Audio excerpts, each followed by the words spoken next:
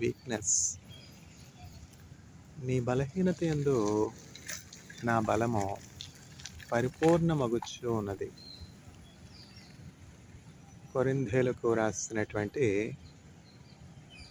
2వ పత్రిక 12వ అధ్యాయం 9వ వచనం. In your weakness, my strength is made perfect.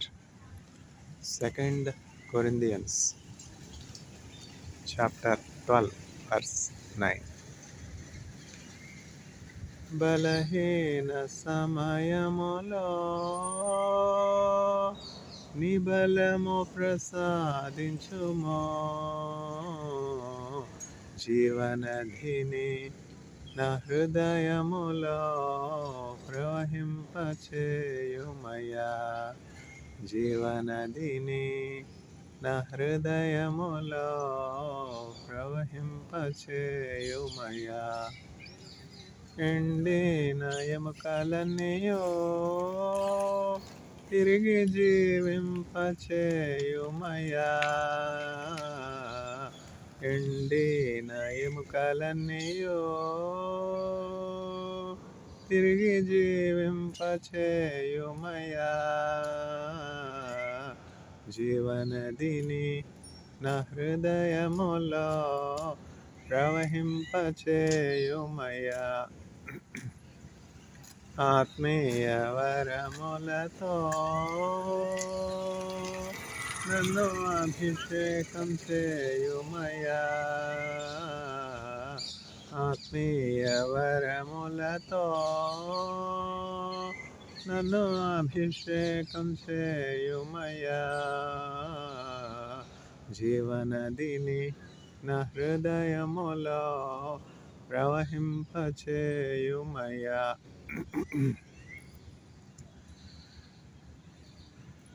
బలహీనత,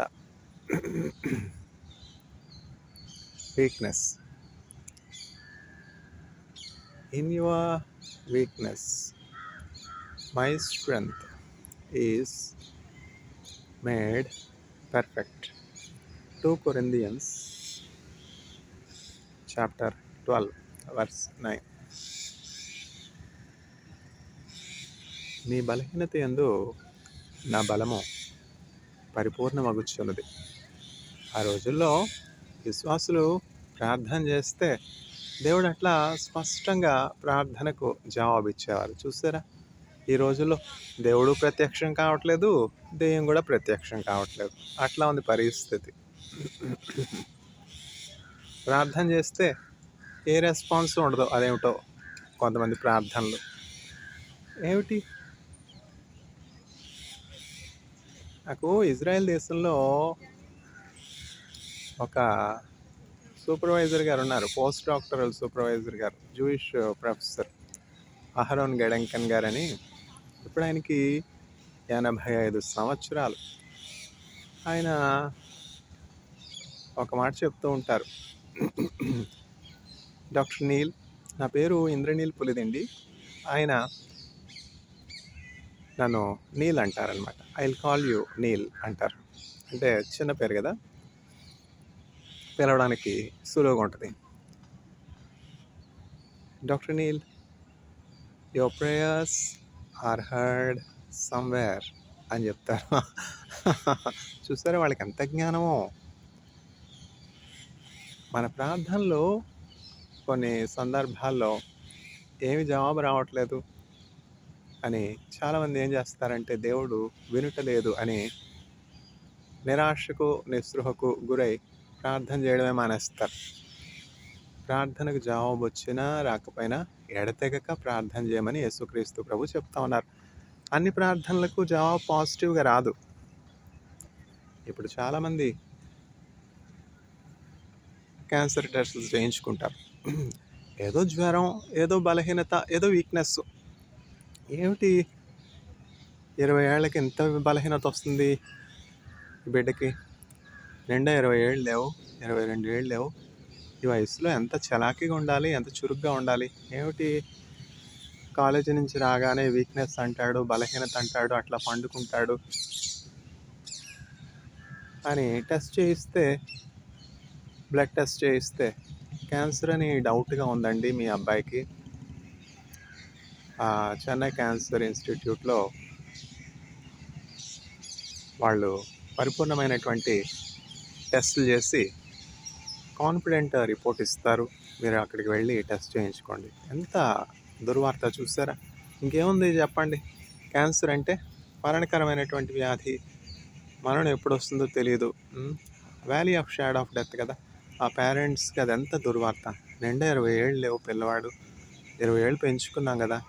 ఒక మొక్క నాటితే ఆ ఇంట్లో ఉన్నటువంటి ఆ మొక్క చెట్టై చక్కగా నీళ్ళనిచ్చి చక్కగా ఫలాలు ఇవ్వాలని ఎదురు చూస్తాం. అట్లాంటిది గర్భాన పుట్టినటువంటి పిల్లలు చక్కగా ఎదిగి మంచి ఆరోగ్యం కలిగి తర్వాత పిల్ల పాపలతో మంచి భవిష్యత్తు కలిగి ఉండాలని పేరెంట్స్ ఎదురు చూస్తారు.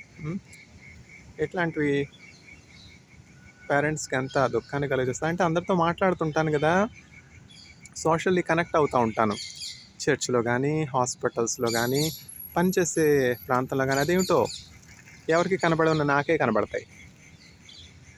అందరూ ఇగ్నోర్ చేసినవో అందరికీ ఇన్విజిబుల్గా ఉన్నవో దేవుడు నాకే చూపిస్తాడు.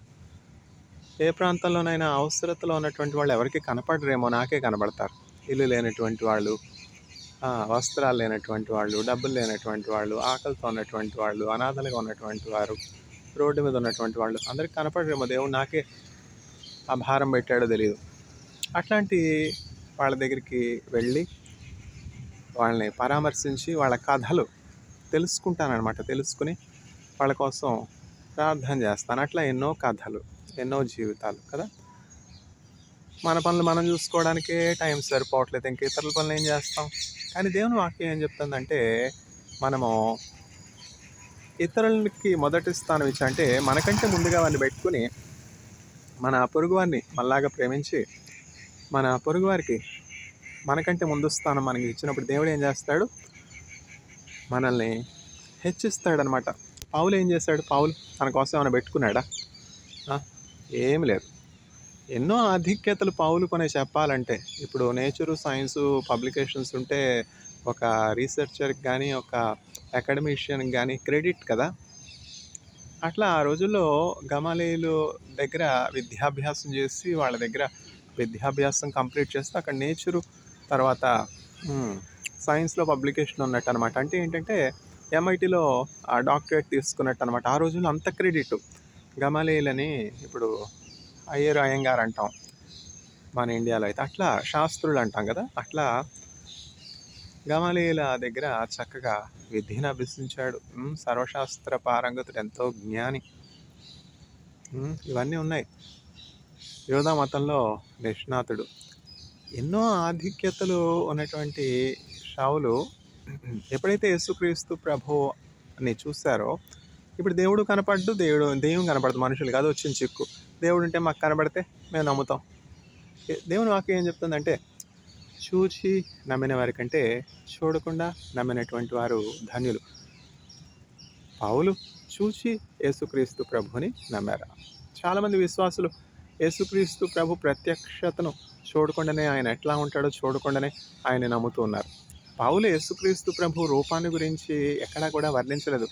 యేసుక్రీస్తు ప్రభు ఎట్లా ఉంటారు, తెల్లగా ఉంటారా, నల్లగా ఉంటారా, చామంచాయ రంగులో ఉంటారా, ఏ రూపంలో ఉంటారు, ఆయన ఎట్లాంటి వస్త్రాలు ధరిస్తారు, ఆయన తల వెంట్రుకలు ఎట్లా ఉంటాయి, ఆయన గడ్డం ఎట్లా ఉంటుంది, ఆయన ముక్కు ఎట్లా ఉంటుంది, ఆయన ముఖం ఎట్లా ఉంటుంది, ఆయన వర్చస్సు ఎట్లా ఉంటుంది, ఇవేమి పౌలు ఎక్కడ వర్ణించలేదు. ఎందుకంటే దేవుడు చెప్పారు, ఈ మాటలకు నీవు ముద్ర వేయమో. ఏ మాటలో మనకు తెలియదు. పౌలు పరలోకానికి శరీరంతోనే వెళ్ళిపోయినాడు. ఇప్పుడు అమెరికా వెళ్ళి రావడమే కష్టం. మార్చి మాసంలో అనుకుంటా అమెరికాలో అమెరికన్ కెమికల్ సొసైటీ కాన్ఫరెన్స్లో పేపర్ యాక్సెప్ట్ అయింది. ఏసీఎస్ మీటింగ్లో పేపర్ యాక్సెప్ట్ అవ్వడమే కష్టం. యాక్సెప్ట్ అయిన తర్వాత వెళ్ళి రావడానికి కూడా ఆర్థికమైనటువంటి వనరులు ఉండాలి కదా. అమెరికా వెళ్ళాలంటే ఎంత ఖర్చు. పాస్పోర్ట్ రెన్యూ చేసుకోవాలి, అంటే పాస్పోర్ట్ రెన్యూవల్ అవసరం అయిందిలేండి. అంటే 10 years అయిపోయింది. తెల్లబిగులో ఉన్నప్పుడు 2016లో 2016 సెప్టెంబర్లో కొత్త పాస్పోర్ట్ తీసుకున్నాను. అంటే ఇప్పటికి ఏమైంది, కంప్లీట్ అయిపోతుంది కదా. మార్చికి వచ్చేటప్పటికి 6 months వ్యాలిడిటీ ఉంది. తెహున్ కిమ్ సార్ గారని సౌత్ కొరియాలో నా పోస్ట్ డాక్టరల్ సూపర్వైజర్, మంచి కౌన్సిలర్ అనమాట. నేను క్లిష్ట పరిస్థితుల్లో, కష్టంలో 2016లో ఎన్నో ఒడిదుడుకులు, ఎన్నో ఏమిటవి సందిగ్ధ పరిస్థితులు, ఎన్నో అనిశ్చయకర పరిస్థితులు అయినప్పటికీ దేవుడు నాకు ఇచ్చినటువంటి కృప ఏమిటి అంటే విశ్వాసం. విశ్వాసం మన గొప్పేం కాదు.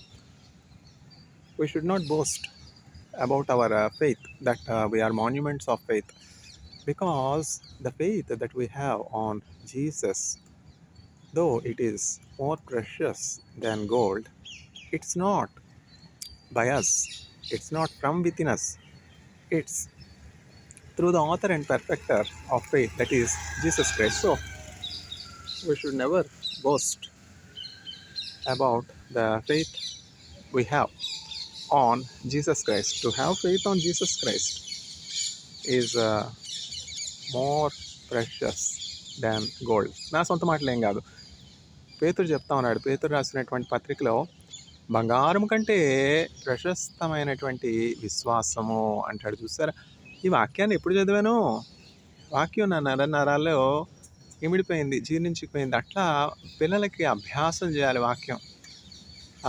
ఏ గ్రంథంలో, ఏ పుస్తకంలో ఏ వాక్యం ఉంది, ఎందుకంటే వాక్యము సజీవమైనది. ఎందుకంటే యేసుక్రీస్తు ప్రభు జీవగల దేవుడు కదా. ఆ వాక్యం ఏంటంటే సజీవమైనది. కృంగిన వేళ, భంగపడిన వేళ, చుక్కని లేని నావావలి నేనుండ, ఆత్మతో నింపెనో, అధికారం బలమిచ్చెనో. ఎంతో జీవకరమైనటువంటి పాటలు. ఇవన్నీ ఎట్లా ఇంట్లో కూర్చుంటే వస్తాయా? ఇంట్లో కూర్చుంటే వస్తాయా? చర్చికి వెళ్ళి సంఘంతో పాటు పాడితే ఆ పాటలు వస్తాయి కదా.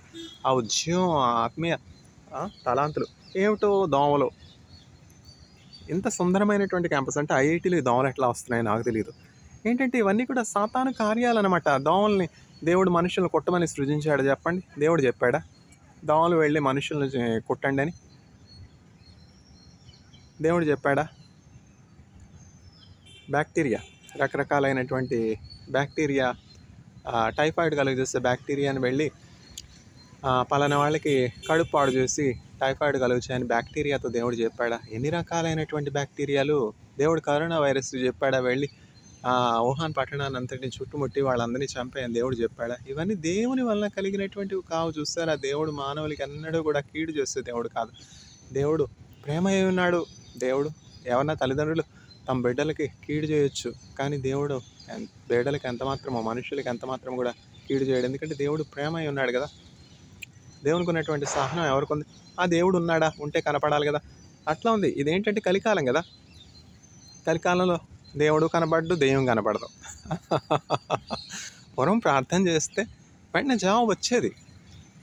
జవాబు రావట్లేదని ప్రార్థన చేయకపోతే ఎట్లా? పూర్వం సమూయేలుకి దేవుని వాక్యం ప్రత్యక్షమైంది. సమూయేలు అని దేవుడు సమూయేలుతో మాట్లాడుతున్నాడు. జరగబోయే విషయాలు, భవిష్యత్తును గురించినటువంటి విషయాలు చెప్తా ఉన్నాడు. తర్వాత కొర్నేలి ప్రార్థన చేస్తే దేవుని దూతలు వచ్చాయి. ఇప్పుడు దేవుని దూతలు రావట్లేదు, దెయ్యాలు రావట్లేదు. అందుకే ఎట్లా ఉంది కలికాలం. దేవుని భయం ఎక్కడిది వచ్చింది? దేవుడి భయమే లేదు. అందుకని ఎవరి ఇష్టానుసారంగా వాళ్ళు జీవిస్తూ ఉన్నారు. అందుకనే కదా September 11, October 7 ఏమిటివి? ఇవన్నీ సాతాను కార్యాలు కావా? ఎందుకు ఒకళ్ళ ప్రాణం తీయాలి? ఎందుకు ఒకళ్ళ ఉసురు పోసుకోవాలి? ఎందుకు ఒకళ్ళకి హాని చేయాలి? ఎందుకు ఒకళ్ళకి కీడు చేయాలి?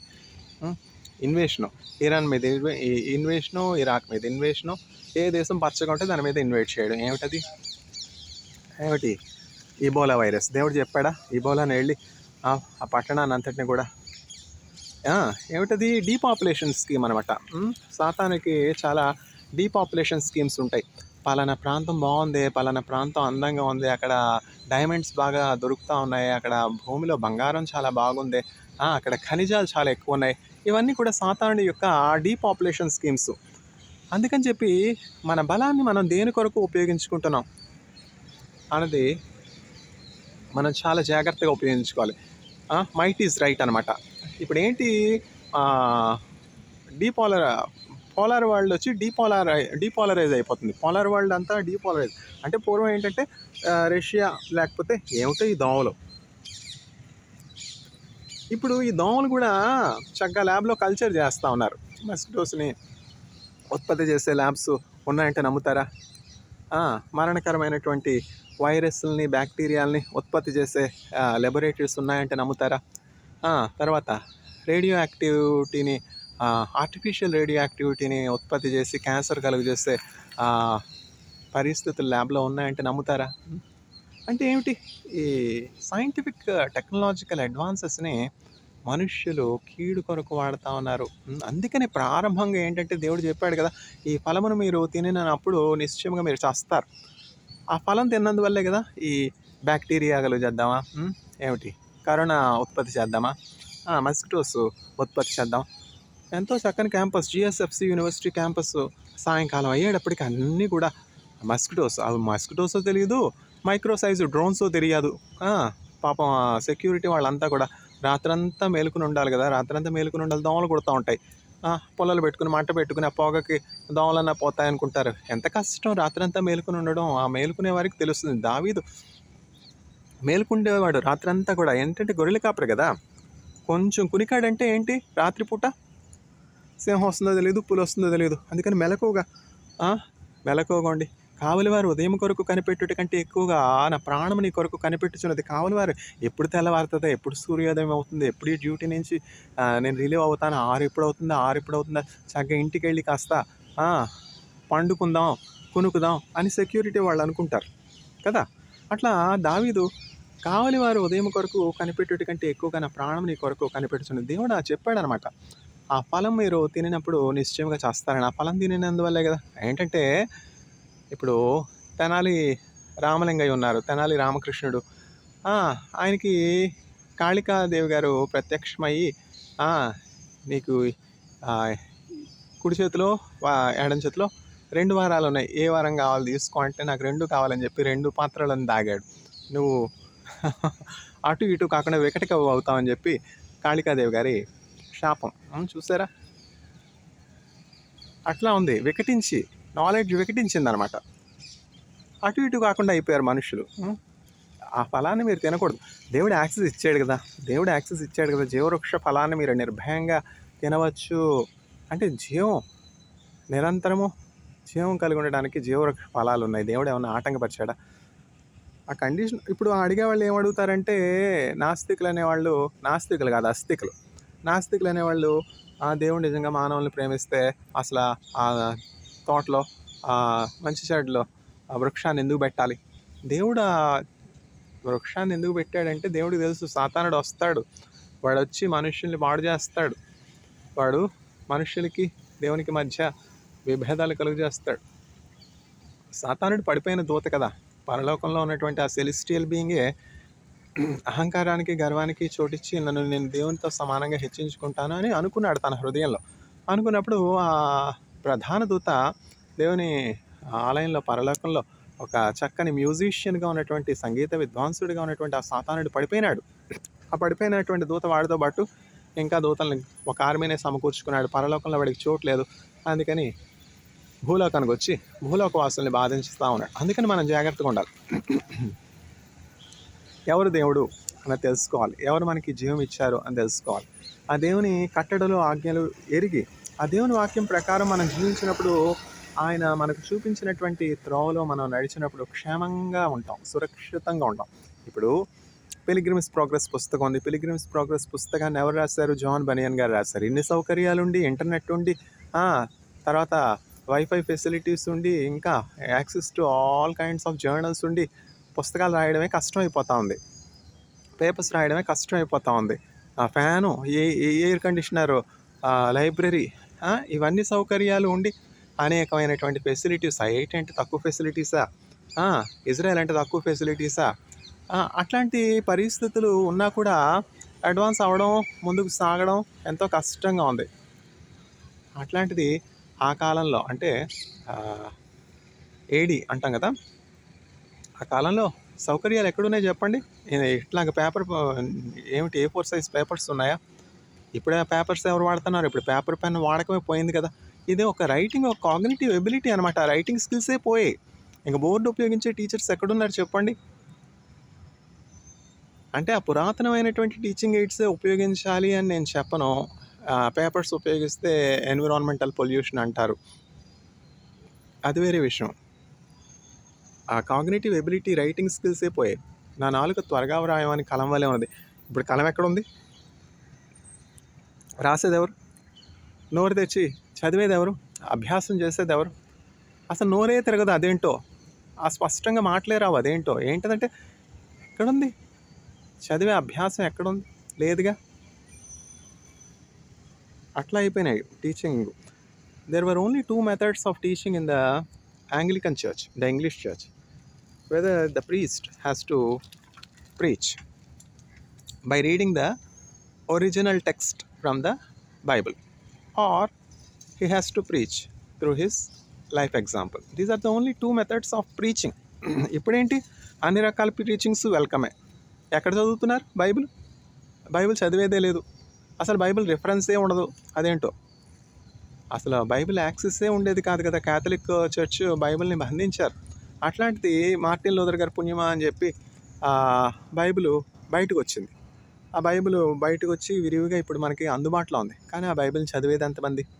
దేవుని కృపను బట్టి అనేక సార్లు చదివాను కదా బైబిల్. అందువల్ల ఇంకా చదివే అవసరం లేకుండా చక్కగా ఎప్పుడు కావాలంటే అప్పుడు రెడీమేడ్ సెర్మన్స్ వస్తూ ఉంటాయి. చదివే అవసరం లేకపోవడం అంటే ఏమిటంటే, చదివే అవసరం లేదని ఎప్పుడూ లేదు. ఎందుకంటే ఆ బైబిల్ చదివితేనే వినటం వలన విశ్వాసం కలుగుతుంది. ఆ బైబిల్ చదవటం వలన ఏం జరుగుతుందంటే జీవం కలుగుతుంది అనమాట.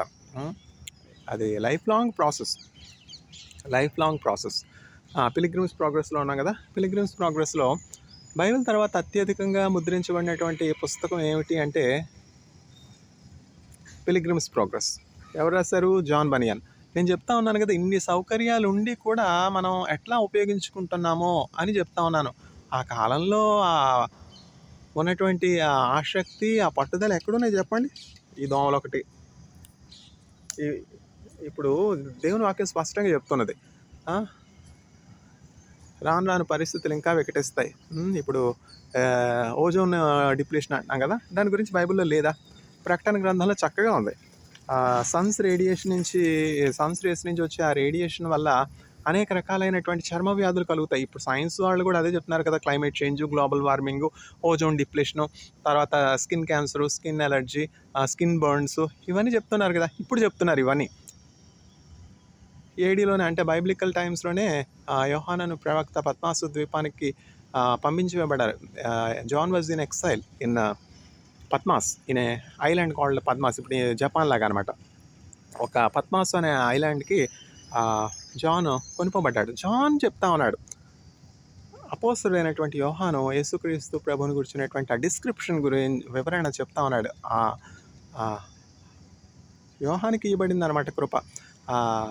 యేసయ్య ఎట్లా ఉంటారు అని వర్ణించి రాసే కృప. ఈ దోమలేంటో ఇవి కుడతా ఉంటే దద్దుర్లే వస్తూ ఉన్నాయి. ఎక్కడ ఐఐటీలోనే ఇక్కడ ఉంటే ఇంకా బయట ఎక్కడ ఉంటాయి? మస్కిటోస్ కూడా కాదు అవి, వేరే రకాలైనటువంటి ఏమిటంటే ఇన్సెక్ట్స్ అనమాట. ఏమిటంటే ఇవి ఉత్పత్తి చేస్తే ఏం జరుగుతుందంటే, కల్చర్ చేసి ఉత్పత్తి చేస్తే ఏమవుతుందంటే, ఇది ఒక బిజినెస్. పెస్టిలెంట్ కంట్రోల్కి, పెస్ట్ కంట్రోల్కి కెమికల్స్ సేల్స్ అవుతాయి కదా. ఈ కెమికల్స్ తయారు చేసే వాళ్ళ హస్తం కూడా ఇందులో ఉంది.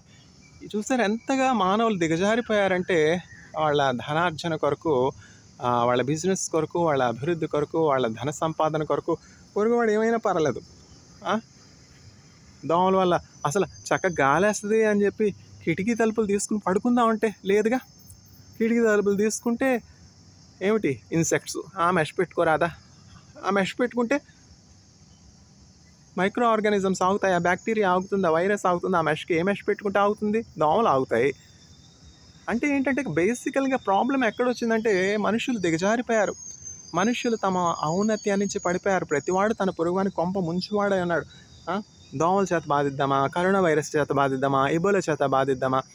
అంటే ఏంటంటే ఈ టెక్నాలజీ దేని కొరకు వాడుతూ ఉన్నారు, సైన్స్ దేని కొరకు వాడుతూ ఉన్నారు, అక్కడొచ్చింది సమస్య. దేవుడు మనకిచ్చినటువంటి జ్ఞానాన్ని మనం మేలు కొరకు వాడాలి. పౌలు ఎంతో ఆధిక్యత కలిగి ఉన్నాడు. తనకు కలిగినటువంటి ఆధిక్యతను, అధికారాన్ని, బలాన్ని మొదట దేని కొరకు వాడాడు? ఎవరైతే యేసుక్రీస్తు ప్రభుని వెంబడిస్తూ ఉన్నారో, ఎవరైతే సాత్వికులుగా ఉన్నారో, ఎవరైతే దీనులుగా ఉన్నారో, యేసుక్రీస్తు ప్రభు నామంలో తమ పాత జీవితానికి, పాత అలవాట్లకి, పాత చెడ్డ జీవితానికి స్వస్తి చెప్పి ఒక నూతన జీవితాన్ని, నూతన మార్గాన్ని ఎంచుకున్నారో, క్రైస్తవులుగా మారారో, వారందరినీ చంపుతా ఉన్నాడు పౌలు. అదే పని ప్రారంభంలో.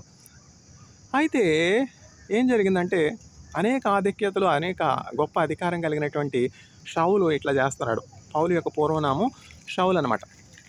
అప్పుడు ఏం జరిగిందంటే, యూదా మత అధికారుల యొద్ద పత్రికలు తీసుకున్నాడు అనమాట. పత్రికలు అంటే ఏంటంటే వారెంట్ అంటాం కదా, అరెస్ట్ వారెంట్ అంటాం, సెర్చ్ వారెంట్ అంటాం. ఇట్లాంటి వారెంట్ తీసుకుని ఎక్కడికి వెళ్తా ఉన్నాడు?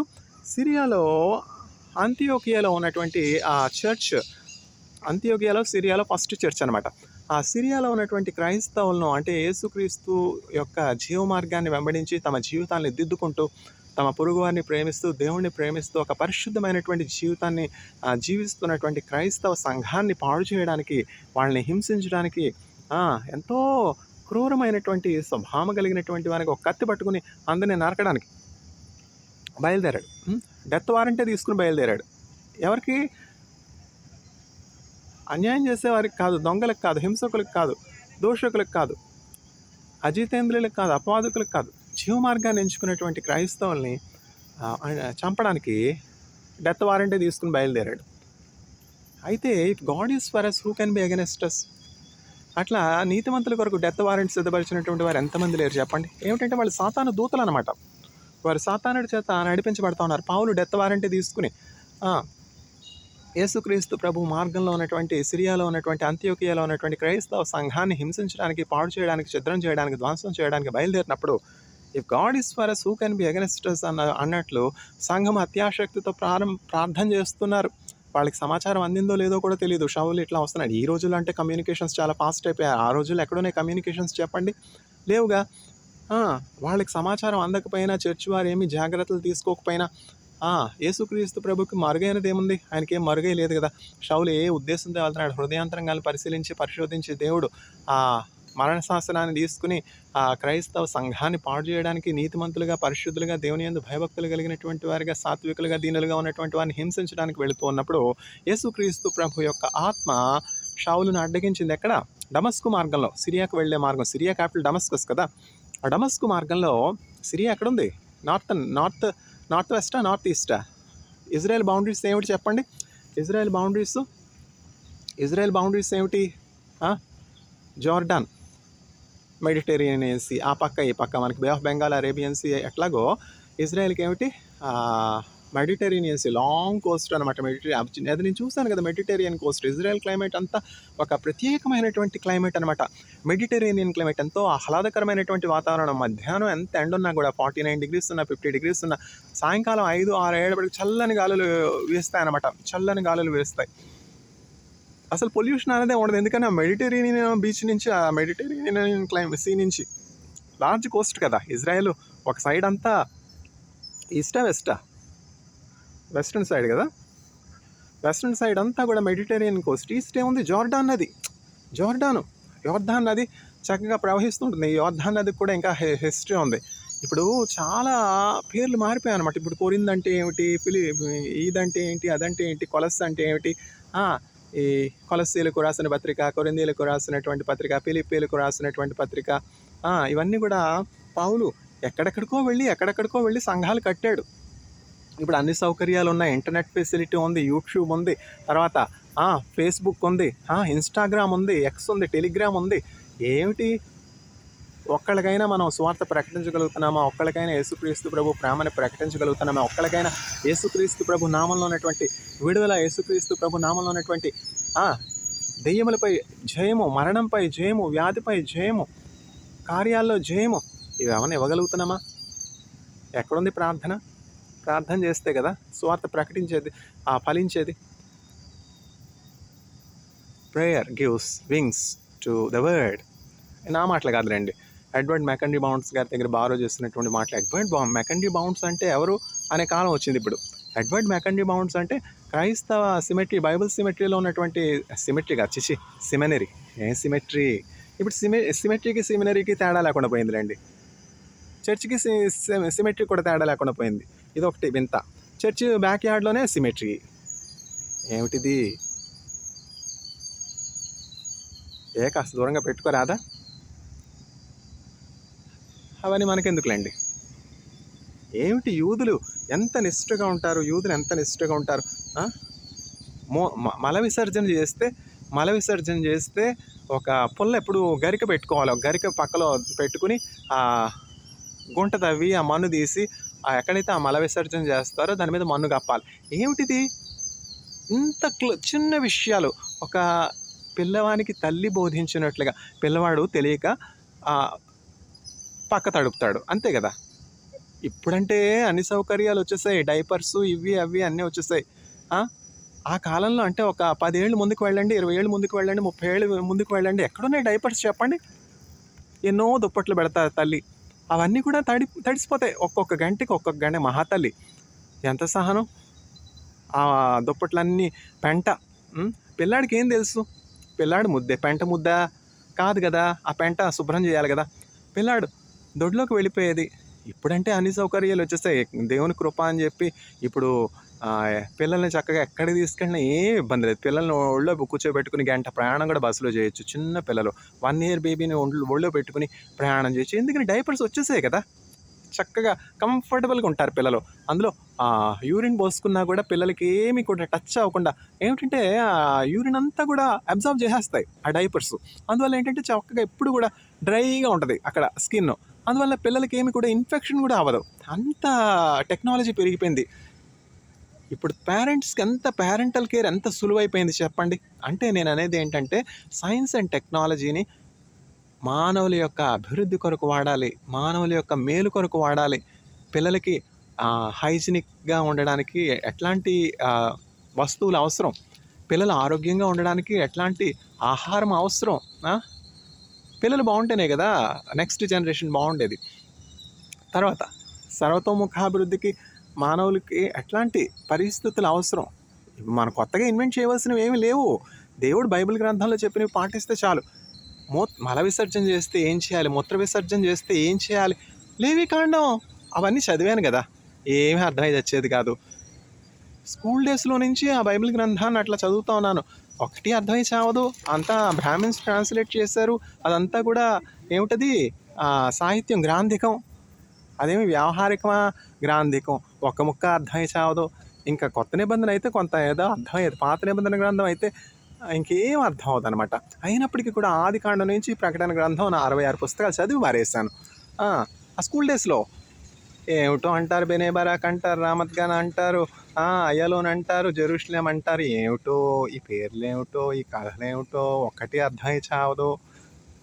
అర్థం అవ్వదంటే ఎట్లా? సార్ आप कहाँ से पढ़ा रहे हैं, क्या पढ़ा रहे हैं, हमें कुछ समझ में ही नहीं आ रहा है అంటే ఏంటంటే పిల్లలకి నేను ఆల్రౌండ్ డెవలప్మెంట్ కోసం వాళ్ళ కరికులంలో ఉన్నటువంటి సిలబస్ని గురించి ఒకే కంటెంట్ని 4-5 పుస్తకాల్లో ఎన్ని విధాలుగా ఎక్స్ప్లెయిన్ చేశారు. ఫర్ ఎగ్జాంపుల్ ఎలక్ట్రోకెమిస్ట్రీ ఉంది. ఎలక్ట్రోకెమిస్ట్రీ ఎవరు ఫండమెంటల్గా ఎలక్ట్రోకెమిస్ట్రీ గురించి మొదట చక్కగా రాసినటువంటి అథారిటేటివ్ బుక్ ఏముంది చెప్పండి? ఆయన పేరేంటో మర్చిపోయాను. ఆయన యుఎస్ గవర్నమెంట్కి ఏమిటది అటామిక్ ఎనర్జీ అడ్వైజర్గా ఉన్నారు. ఎవరైనా ఆయన పేరు చెప్పి నాకే మతిమరుపు వచ్చింది. ఆయన పేరు ఏంటబ్బా? ప్రిన్సిపల్స్ ఆఫ్ ఫిజికల్ కెమిస్ట్రీయా, ఎలిమెంట్స్ ఆఫ్ ఫిజికల్ కెమిస్ట్రీ అని రాశారు. Samuel Glasstone. ఏమిటి దోమలు ఏమిటో. శామ్యుల్ గ్లాస్టన్ గారు ఎవరంటే adviser to US government on atomic energy. ఆయన ఇప్పుడు 60sలోనే చక్కని పుస్తకం రాసి పబ్లిష్ చేశారు. అంటే ఏమిటి అంటే అక్కడ ఉంది ప్రారంభం ఎలక్ట్రోకెమిస్ట్రీ. అథారిటేటివ్ వర్క్ ఏమిటి? ఎలక్ట్రోకెమిస్ట్రీ మీద ఆయన ఒక పుస్తకం రాశారు, థర్మోడైనమిక్స్ మీద పుస్తకం రాశారు, ఫిజికల్ కెమిస్ట్రీ మీద పుస్తకం రాశారు. ఎలక్ట్రోకెమిస్ట్రీ చెప్పే ముందు ఫస్ట్ నేను ఇంట్రడక్షన్ ఇవ్వడమే శామ్యుల్ గ్లాస్టన్ గారి పుస్తకం ఇస్తానన్నమాట. పూరి శర్మ ఇండియన్ ఆథర్స్ ఇవ్వకూడదా? ఇవ్వచ్చు. ఫస్ట్ ఏంటంటే పిల్లలకి టఫ్ బుక్ ఇంట్రడ్యూస్ చేయాలి. అందులో వాళ్ళు సక్సీడ్ అయ్యారు అంటే మిగతావన్నీ ఈజీగా అర్థం చేసుకుంటారు, అంతే కదా. ఒరిజినల్ టెక్స్ట్ ఇప్పుడు పూరి శర్మ కానీ, ఇంకా అట్కిన్స్ కానీ, పుట్టికిన్స్ కానీ, ఏకిన్స్ కానీ, ఇవన్నీ ఎక్కడి నుంచి వచ్చాయి? శామ్యుల్ గ్లాస్టన్ గారి పుస్తకం నుంచి కాదా? బేసిక్ ఒరిజినల్ కంటెంట్ ఎక్కడి నుంచి వచ్చింది? అమెరికా నుంచి కాదా? అంటే ఇప్పుడు ఇండియన్ బుక్స్ నేను కించపరుస్తున్నట్టు తప్పుగా భావించకూడదు. యథార్థం మనం ఒప్పుకోవాలి. ఇప్పుడు సిఎన్ఆర్ రావు గారు 1800 పబ్లిష్ చేశారు పేపర్స్. ఎక్కడ ఆయనకు పునాది ఎక్కడుంది చెప్పండి? స్కూల్ డేస్ నుంచి ఆయన మంచి టాలెంటెడ్ స్టూడెంట్గా ఉన్నారు. అందుకని చెప్పి 6వ తరగతి నుంచి 10వ తరగతి ప్రమోట్ చేసి పారేశారు. అంటే ఏంటంటే కర్ణాటకలో బెంగళూరులో ఆయన 4 క్లాసులు చదవలేదు. మనం ఏంటి 6వ తరగతి, 7వ తరగతి, 8వ తరగతి, 9వ తరగతి, 10వ తరగతి అవన్నీ చదివి అప్పుడు కాలేజ్కి వెళ్తాం. కాలేజో హైయర్ సెకండరీ స్కూల్ ఏదో అంటారు కదా. అయితే ప్రొఫెసర్ సిఎన్ఆర్ రావు గారు చింతామణి నాగేశ రామచంద్రరావు గారు అనమాట. ఇప్పుడు ఆయనకి 93 సంవత్సరాలు, పెద్ద ఆయన, కురువృద్ధుడు అయినప్పటికీ దేవుడి కృపణ వల్ల ఆయన ఆరోగ్యంగా ఉన్నారు. ఇప్పుడే ఆయన బర్త్డే ఎప్పుడు? జూన్ 30 93వ బర్త్డేకి ఏమిటో ఈ దోమలు, ఏమిటో దద్దుర్లు కుడుతుంటే దద్దుర్లు. దేవుడు మానవులను ఎంత ఆధిక్యత కలిగినటువంటి వారిగా సృజించారు అంటే, సృష్టింపబడినటువంటి ఏ జీవి కూడా మానవులకి హాని చేయనేరదు. అట్లాంటి ఔన్నత్యం నుంచి మానవులు పడిపోయారు చూస్తారా. తేలుని చూస్తే భయం, జెర్రీని చూస్తే భయం, పాముని చూస్తే భయం, పిల్లిని చూస్తే భయం, నక్కని చూస్తే భయం. ఏమిటి భయం? ഭയപ്പെടാതെ നീ മനമേ ഞാൻ കാത്തിടുവേൻ ഉന്നൈ ദിനമേ അത്ഭുതങ്ങൾ ഞാൻ ചെയ്തിടുവേൻ அதிசயமாய் உன்னை நடத்திடுவேன் நான் உன்னை விட்டு விலகுவதில்லை நான் உன்னை என்றும் கைவிடுவதில்லை நான் உன்னை காண்கின்ற தேவன் கண்மணி போல் உன்னை காப்பேன் திகையாதே கலங்காதே மனமே நான் உன்னிடம் இருக்கா பயமேன் அத்புதங்கள் நான் செய்திடுவேன் அதிசயமாய் உன்னை நடத்திடுவேன் நான் உன்னை விட்டு விலகுவதில்லை நான் உன்னை என்றும் కైవేడువదిల్లై. నాకెట్లా వచ్చి ఈ పాటలు? నేను తమిళ వాడినా, అరవాడిని కాదుగా. అయినప్పటికీ ఏంటంటే చెప్పారుగా ముందే, తినగ తినగా వేము తీయగుండు, అనగననగా రాగం అతిశయలుచునుండు, సాధనమున పనులు సమకూడు ధరలోన, సమకూడు కాదు సమకూడు ధరలోన. ధర అంటారు, ధర కాదు, ధర ధర వేరు, ధర వేరు. సమకూడు ధరలోన విశ్వద అభిరామ వినురవేమ. ఎక్కడ చదువుతున్నారు ఇప్పుడు? తెలుగు ఎక్కడ చదువుతున్నారు? అసలు లేదుగా. మేము క్రైస్తవులు అని చెప్పి రామాయణం చదవద్దన్నారా? యేసుక్రీస్తు ప్రభు ఖురాన్ చదవద్దన్నారా? అసలు బైబిలే చదివేది లేదు. ముందు బైబిల్ గురించి తెలుసుకున్నాక చక్కగా మిగతా విషయాలు కూడా తెలుసుకోవడం చాలా అవసరం. అనగననగా రాగం అతిశయలుచునుండు అన్నారు కదా. తినగ తినగ వేము తీయగుండు. వేమంటే ఏంటి? వేప. అదేంటో తిన్నవాళ్ళకి తెలుస్తుంది. వేప చిగురు తినగ తినగ తినగ మొదట చేదుగా ఉంటుంది. అయితే ఆ చేదు తీపిగా మారుతుంది అనమాట. అనగననగా రాగం అతిశయలుచునుండు. అనగా అనగా అనగా సరిగా నేను రే అంటే మా మ్యూజిక్ టీచర్ గారు ఇట్లా చెప్పేవారనమాట, మీరు హిందుస్థానీ మ్యూజిక్ లాగా పాడుతున్నారు అని చెప్పారనమాట. ఆ మ్యూజిక్ టీచర్ గారు ప్రభునందు నిద్రించారు. తర్వాత కంటిన్యూ చేయలేకపోయాను, అది వేరే విషయం. అంటే పిల్లలకి అభ్యాసం చేయించాలి, అభ్యాసం చేయించాలి. Music, dance, musical instruments, computers, artificial intelligence, ఎన్ని చిన్న ఏజ్లో, యంగ్ ఏజ్లో వాళ్ళు చాలా ఎఫిషియెంట్గా ఉంటారు, చాలా మెమరీ పవర్ ఉంటుంది, చాలా టాలెంట్స్ ఉంటాయి. అవన్నీ కూడా చక్కగా సర్వతోముఖాభివృద్ధి చెందాలి. వాళ్ళ డ్రాయింగ్, పెయింటింగ్ ఇంకా అనేకమైనటువంటి ఫైన్ ఆర్ట్స్, ఇవన్నీ కూడా పిల్లలకి నేర్పించాలి. ఎందుకులేండి మాకే లేవు, మా పిల్లలకి ఎందుకు? అట్లనే ఉంది ఇప్పుడు పరిస్థితి. మాకే బైబిల్ రాదు, మా పిల్లలకి ఎందుకు? మేమే సండే చర్చికి వెళ్ళే ముందు బైబిల్ దూలుపుకుంటాం. పిల్లలు ఎట్లా చదువుతారు? తల్లిదండ్రులే బైబిల్ చదవకపోయాయి. ఇప్పుడు చిన్నతనం నుంచి నేను బైబిల్ ఎట్లా చదివాను? నేను లేవకముందే మా తల్లిగారు లేచి ఇంకా చీకటితోనే బైబిల్ చదువుతారు. ఆవిడ ప్రేయర్ అయ్యేటప్పటికే గంట అయిపోయాయి. గంట సేపు ప్రేయరు, తర్వాత అరగంట బైబిల్ చదవడం అయిపోయాయి. తర్వాత లేచి ఇల్లంతా తుడిచి 3 గదులు 4 గదులు అవన్నీ కూడా తుడుస్తారు. తుడిచి అంత మట్టుగా ఇంట్లో ట్యూషన్స్, తర్వాత చెప్పేది, తర్వాత ఇంట్లో వంట చేసి అవన్నీ చేసి పరుగున స్కూల్కి వెళ్ళి ఇవన్నీ చూసాం కదా. ఇంట బయట అన్నీ చక్కబెట్టుకోవడం, అట్లా అభ్యాసం అనమాట. అభ్యాసీ గురువు హే కదా. మనం మన పిల్లలకి మంచి నడవడి నేర్పించాలి. సూర్యోదయం అవ్వకముందే లేవడం, చక్కగా మోకరించి ప్రార్థన చేసుకో. మనమే ప్రార్థన చేయం, మన పిల్లలు ఏం ప్రార్థన చేస్తారు? మనకే ప్రార్థన రాదు. ఇప్పుడు ప్రార్థన ఎట్లా చేయగలుగుతున్నానంటే, నేను ప్రార్థన చేస్తే అందరూ కూడా నిజంగా మీరు చాలా దేవునితో మాట్లాడుతున్నట్టే మాట్లాడుతున్నారు. అస్సల ఏమిటి ఆర్టిఫిషియాలిటీయే లేదంటారు అందరూ. మా ప్రొఫెసర్ గారు ఆయన ఇప్పుడు నా ప్రార్థన విన్నారు. నాకేం తెలుసు, ఇజ్రాయేల్ జూయిష్ ప్రొఫెసర్. ఆయన ముందు నేను ఎప్పుడు ప్రార్థన చేసింది కూడా లేదు. ఎందుకన్నారో, ఎక్కడి నుంచి విన్నారో నాకైతే తెలీదు. Doctor Neil, your prayers are heard somewhere, continue. Dr. Neil, every day when you open your eyes, pray that Gadenkan should win the grant. ఏమిటిది? యూదులు యూదులు ఎందుకయ్యారు? యూదులు ఎందుకయ్యారంటే, వాళ్ళకి దేవుని యందు ఉన్నటువంటి విశ్వాసము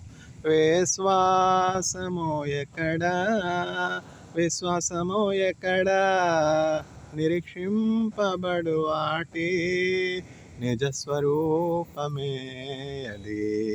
Faith is the evidence of the things which are invisible. Faith is the evidence of the existence of things which are invisible. ఎక్కడ?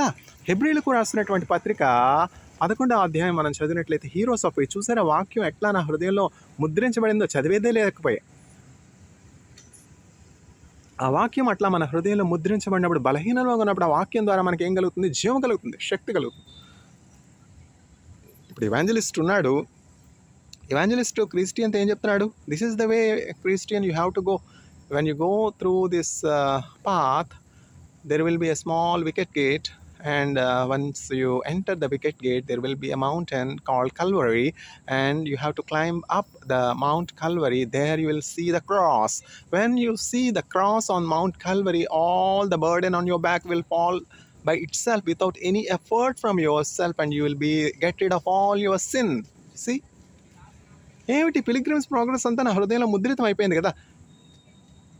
డాబాకి వెళ్ళి టిఫిన్ తిన్నా, తర్వాత రాత్రి 12 గంటలకి డాబాలో స్నాక్స్ తిన్నా, ఫ్రెండ్స్తో ప్రింటెడ్ పేజెస్ తీసుకుని చదువుతూ ఉండేవాడిని అనమాట పిలిగ్రిమ్స్ ప్రోగ్రెస్. ఇప్పుడు ప్రింట్ ఎక్కడుంది? మొబైల్ ఫోన్లో ఉందిలేండి. మొబైల్ ఫోన్లో ఉన్నది మొబైల్ ఫోన్లోనే ఉంటుంది, ల్యాప్టాప్లో ఉన్నది ల్యాప్టాప్లోనే ఉంటుంది. ప్రింట్ తీసుకుని ఒక్కొక్క పేజీ చదివి stage 1, stage 2, stage 3, stage 4, stage 5 ఇవన్నీ కూడా చదివేవాడిని. థామస్ కెంపిస్ వర్క్ ఏమిటది? Imitation of Christ. ఎక్కడ చదువుతున్నారు? Reading is a cognitive ability. చదవరు. ఏం జరుగుతున్నప్పుడు? There will be grass growing between the pulpit and the prayer closet. అట్లా అనమాట. We should never let the grass grow between the pulpit and the prayer closet. Edward McKendree Bounds ensured. అంటే ఏమిటి అర్థమై చావదే, ఏమిటో చెప్తారు. సార్ आप कहाँ से पढ़ा रहे हैं, क्या पढ़ा रहे हैं, हमें कुछ समझ में ही नहीं आ रहा है సార్. అంటే నేను ఇంట్రడ్యూస్ చేస్తాను కదా థర్మోడైనమిక్స్ చెప్పేటప్పుడు. ఏమిటది? థర్మోడైనమిక్స్ బై ఏమిటది చెప్పాను కదా ఇందాకే, శామ్యూల్ గ్లాస్టన్.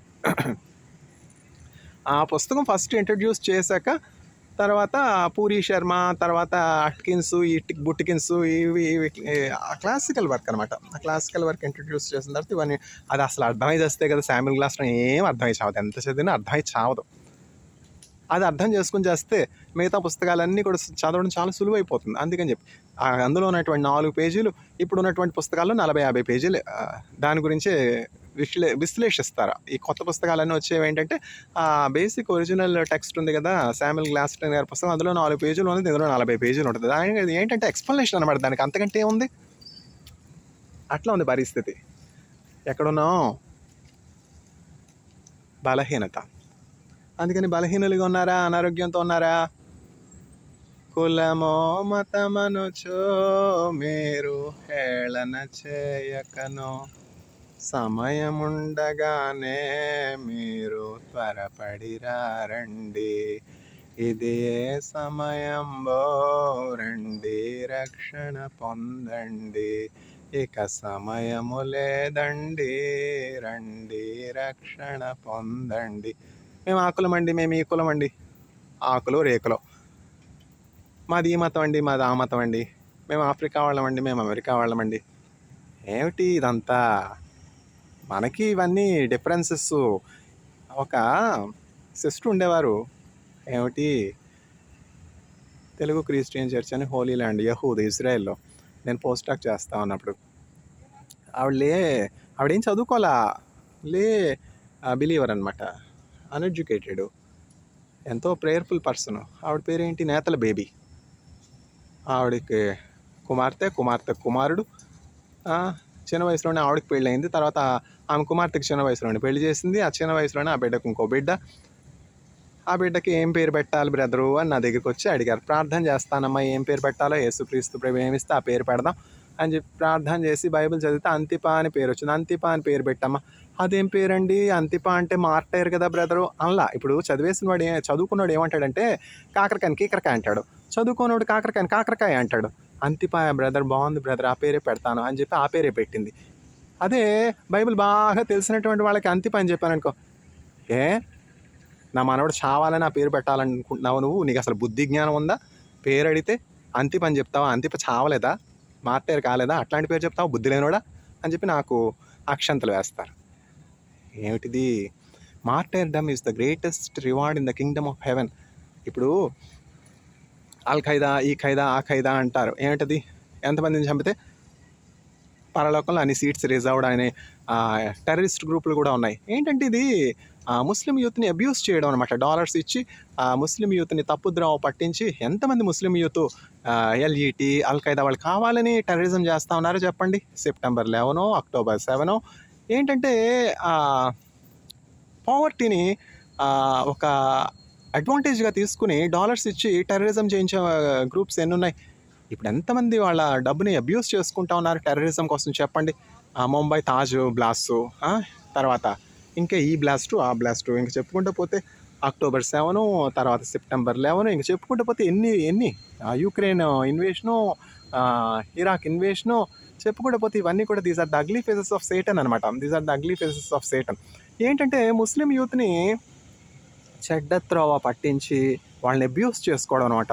డాలర్స్ ఇస్తాము, మీరు పలానా టెర్రరిస్ట్ యాక్ట్ చేయాలి, మీరు ఈ డ్రగ్స్ని తీసుకుని వెళ్ళి, కొకైన్ తీసుకుని వెళ్ళి పలానా చోట 100 kgs కొకైన్ ఉంది సిరియా నుంచి ఇండియాలో, నార్త్ ఇండియాలో పలానా గ్యాంజెస్ ఉంది కదా, అక్కడ చాలామంది సన్యాసులు ఉంటారు, సన్యాసుల చేతికి ఇది ఇస్తే ఏమిటది, మూర్ఖుడికి మొగ్గలు పువ్వు ఇస్తే ముడిచి ఎక్కడో పెట్టుకున్నాడంట. వాళ్ళకి అట్లా ఇస్తే సన్యాసి వేషంలో ఉంటారు వాళ్ళు, వాళ్ళకి ఇస్తే వాళ్ళు చక్కగా అక్కడి నుంచి ఆ గ్యాంజెస్ నుంచి ఆ వాటర్ రిసోర్సెస్ ద్వారా కొకైను, ఇంకేమిటి ఆ పేర్లు కూడా నాకు తెలిసి చావదు, గంజా, ఇవన్నీ కూడా అక్కడి నుంచి గంగా నది నుంచి గోదావరికి తెస్తారు, గోదావరి నుంచి కావేరికి వస్తుంది, కావేరి నుంచి కన్యాకుమారికి వస్తే, కన్యాకుమారి నుంచి ఆ బంగ్లాదేశ్ కూడా వెళ్ళొచ్చు, ఆ బంగ్లాదేశ్ నుంచి చక్కగా ఈజీగా చైనాకు కూడా మనం కొకైను, ఇది హెరాయిను, ఆ గంజా, ఇవన్నీ కూడా మీరు చేయొచ్చు. సిరియాలో ఎవరు చేశారండి ఇవన్నీ? సిరియాకి ఎక్కడి నుంచి వస్తూ ఉన్నాయి చెప్పండి chemicals, chemical hubs. Science organic chemists నేను చేయగలనా ఇవన్నీ? కొకైన్ నేను చేయగలనా? హెరాయిన్ నేను చేయగలనా? గంజా నేను చేయగలనా? అంటే చేయగలిగినా నేను చేయనులేండి, అది వేరే విషయం. బాంబు చేయగలిగినా నేను చేయను. ఏంటంటే ఒక రిజల్యూషన్ ఉండాలి.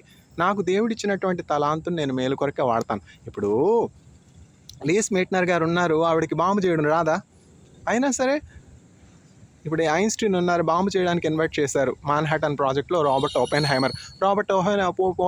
హైమర్ ఏమన్నారంటే, Einstein you are welcome to join in Manhattan project and we will reward you, we will give you so much of wealth, we will make you rich, we will make you famous, come join అస్.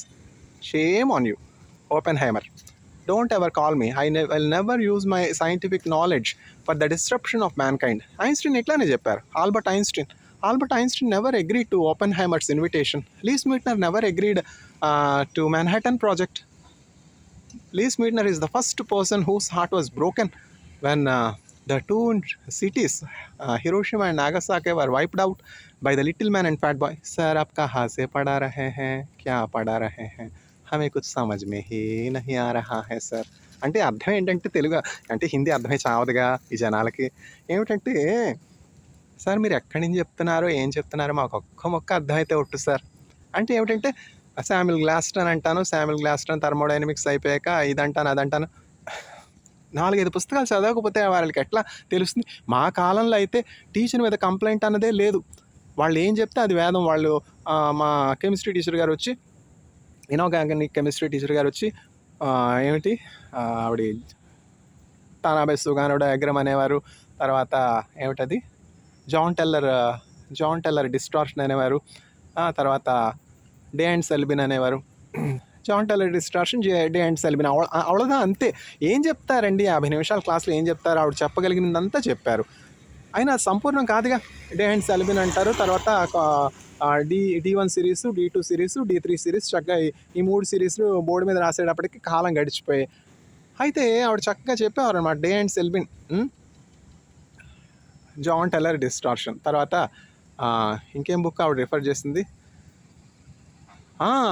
ఎంత మంచి teacher అంటే, a good teacher introduces good book అనమాట, అంతే.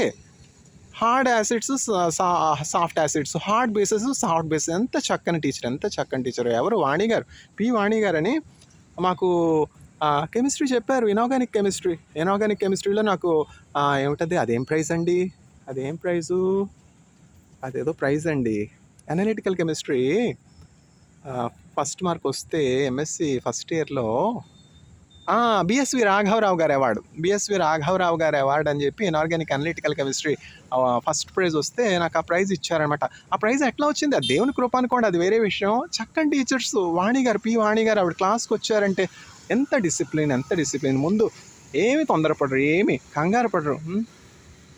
గంగిగా ఒక పాలు గంటెడైనాడు చాలా. ఎందుకు గంటల తరబడి నాన్ స్టాప్గా లెక్చర్ ఇవ్వాలి? లేదు, అంతగా ఏమి లెక్చర్ ఎవరు. ఫస్ట్ ఆవిడ క్లాస్కి రావడమే చక్కగా హంసలాగా నడుచుకుంటూ వస్తారు. వచ్చిన తర్వాత చక్కగా అటెండెన్స్ తీసుకుంటారు. అటెండెన్స్లో 110, 120 పేర్లు ఉంటాయి. 120 పేర్లు అయ్యేటప్పటికే పుణ్యకాలం గడిచిపోయి ఆ 120 పేర్లు అయ్యేటప్పటికే 20-30 నిమిషాలు అయిపోతుంది. ఇంద్రనీల్ పాల్ దిండి అంటారు పూర్తి పేరు. నా పేరు దిండి కాదు. అంటే ఆవిడ టీచర్ గారు దిండి సత్యనారాయణ గారు అనమాట. ఆయనతో ఆవిడకి అంత అటాచ్మెంటు. వాళ్ళ గురువు గారు నాలో చూసుకున్నారో ఏమిటో, ఆయన పేరు దిండి సత్యనారాయణ గారు, ఆవిడ టీచర్ గారు. అందుకని చెప్పి ఇంద్రనీల్ పాల్ దిండి అంటే నాకు నవ్వొచ్చేది. చెప్పలేదులేండి, నేను ఎప్పుడు ఆవిడకి చెప్పలేదు, మేడం నా పేరు పాల్ దిండి కాదు, పులిదిండి. నాకు నవ్వొచ్చేది. అట్లాంటి టీచర్ అనమాట. అట్లాంటి గొప్ప టీచర్స్ దేవుడు నాకు ఇచ్చారు కదా. ఆవిడ అంతే ఏంటంటే ఏదో చెప్పేసేయాలి, ఏదో గంటల తరబడి లెక్చర్స్ ఇచ్చేసేయాలి. ఏంటంటే ఓవర్ ఎక్సైటేషన్ ఉండదు. చాలా కంట్రోల్, సెల్ఫ్ కంట్రోల్ అనమాట. ఇది సెల్ఫ్ కంట్రోల్, చాలా సెల్ఫ్ కంట్రోల్డ్గా ఉంటారు, చాలా డిసిప్లిన్గా ఉంటారు. ఎంతవరకు అయితే అంతవరకే అని చెప్పి చక్కగా నింపాదిగా తణుకు బెణుకు అంటే నిండుకొండ తొణకదు కదా, నిండుకొండ ఎక్కడ తొణకుండా ఉండినట్లు వస్తారు, నిండుకొండలాగా వస్తారనమాట. వచ్చి ఆ అటెండెన్స్ తీసుకుంటారు చక్కగా, ఒక్కొక్క పేరు నెమ్మదిగా చదువుతారు, అందరినీ చూస్తారు. అటెండెన్స్ చెప్పేది ఆ పలానా స్టూడెంటా లేకపోతే ప్రాంప్టింగా చూసారు. ఆవిడ ఎక్స్పీరియన్స్ కదా. 130 మందిలో ఒకళ్ళు రాకపోతే ఏం పోయాయి, ప్రజెంట్ అని చెప్తే పోయాయి. చూస్తారు ప్రజెంట్ ఎవరు చెప్తున్నారు, కింద పేరు చదివేది మళ్ళీ ముఖం చూసి అప్పుడు ప్రజెంట్కి పెట్టుకుంటారు ఒక క్లాస్. అంతా మాకు డిసిప్లిన్ నేర్పించారనమాట పి వాణి గారు. ఇనార్గానిక్ కెమిస్ట్రీ అవంతా అటెండెన్స్ అయ్యాక, క్లాస్ అంతా నిశ్శబ్దంగా ఉన్నాక ఆవిడ స్టార్ట్ చేస్తారనమాట. జాన్ టైలర్ డిస్టార్షన్ దగ్గర నుంచి మొదలుపెట్టి తర్వాత కాపర్ 2+, తర్వాత డే అండ్ సెల్బిన్ అని ఇంట్రడ్యూస్ చేస్తారు. అయిపోయే టైం అయిపోతుంది. ఆవిడ క్లాస్ అయిపోగానే చక్కగా ఆ రోజే నేను లైబ్రరీకి 5 o'clock కల్లా వెళ్ళిపోతాను. అక్కడ ఆంధ్ర యూనివర్సిటీలో లైబ్రరీతో ఏ లైబ్రరీ పోల్చగలను? జిఎస్ఎఫ్సి యూనివర్సిటీలో ఉన్నాను, ఆ లైబ్రరీ చిన్న లైబ్రరీ. తర్వాత బారిలాన్ యూనివర్సిటీలో ఉన్నాను, ఆ లైబ్రరీ చిన్న లైబ్రరీ. ఇప్పుడు ఈ ఐఐటీలో ఉన్నాను, ఆ ఎంఎస్ ఏమిటది ఏమని చెప్పాను నేను, కృష్ణా లైబ్రరీ కదా, విఎస్ కృష్ణా లైబ్రరీ. ఏమిటో ఇవన్నీ ఎక్కడ జ్ఞాపకం ఉండి వచ్చేది. అయినా దేవుని కృపను బట్టి ఇవన్నీ జ్ఞాపకం ఉంది. విఎస్ కృష్ణా లైబ్రరీ అని చెప్పి ఇప్పుడు మద్రాస్ యూనివర్సిటీ మెరీనా బీచ్లో ఎట్లయితే ఉందో అట్లా విఎస్ కృష్ణా లైబ్రరీకి బీచ్కి ఒక రోడ్ దాటామంటే ఇంకా రామకృష్ణ బీచ్కి వెళ్ళిపోతాం. ఆ బీచ్ని తర్వాత యూనివర్సిటీని కనెక్ట్ చేసే మంచి కనెక్టింగ్ స్పాట్గా ఉందన్నమాట. అంటే బీచ్కి వెళ్ళడానికి కూడా టైం ఉండదు అనుకోండి. సాయంకాలం 5 గంటలకు వెళ్ళి 7 గంటల వరకు ఆ నోట్స్ అంతా ప్రిపేర్ చేసుకుని ఆ టీచర్ గారు చెప్పినటువంటి, ఆ ప్రొఫెసర్ గారు చెప్పినటువంటి డే అండ్ సెల్బిన్ ఎక్కడుంది అని చెప్పి ఆ బుక్ తీసుకునేది. మాకు లోన్కి 2-3 పుస్తకాలు ఇస్తారు. అయినా సరే లోన్ తీసుకోకుండా అక్కడే ఆ లైబ్రరీలోనే కూర్చుని ఆ నోట్స్ అంతా కూడా తయారు చేసుకుని సిలబస్ పక్కన పెట్టుకునేది. ఆ సిలబస్లో 1-2 టీచర్ గారు మిస్ చేసినా కూడా ఆ అంశాలు కూడా రాసుకుని తర్వాత solid acids, solid bases, hard acids, hard bases topic చెప్పినప్పుడు ఆవిడ ఒక మాట చెప్పేవారు, Purcell and codes. Purcell and codes అంటే వెంటనే ఆ బుక్ పేరు రాసుకుని ఆ లైబ్రరీలో ఆ పుస్తకం ఎక్కడుందని చెప్పి వెతికి పట్టుకుని ఆ పర్సెల్ అండ్ కోడ్స్లోంచి నోట్స్ రాసుకుని అట్లా సిద్ధపడడం.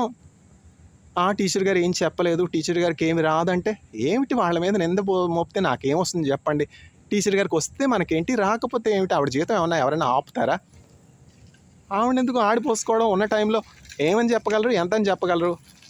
ఇంకా ఈ రోజుల్లో ఏమిటంటే ఇంక టీచర్ మీద కంప్లైంట్ ఇస్తే ఆ మేనేజ్మెంట్కి ఎంత సంతోషమో. ఏమిటిది? అట్లా ఉన్న అకాడమిక్ ఇన్స్టిట్యూట్స్ వీళ్ళు ఇచ్చే 30,000కి 40,000కి 50,000కి 40 కంప్లైంట్స్ పెట్టేది. 6 కోర్సెస్ చెప్పాలి, 6 క్లాసులు తీసుకోవాలి. ఎట్లా సాధ్యం చెప్పండి? కనీసం కామన్ సెన్స్ ఉండొద్దు? ఇప్పుడున్నటువంటి సుపీరియర్స్, ఇప్పుడున్నటువంటి అఫీషియల్స్, ఇప్పుడున్నటువంటి హెడ్స్ కూడా ఒకప్పుడు ఒకరికి సబార్డినేట్స్ అన్నటువంటి జ్ఞానం ఉండొద్దు?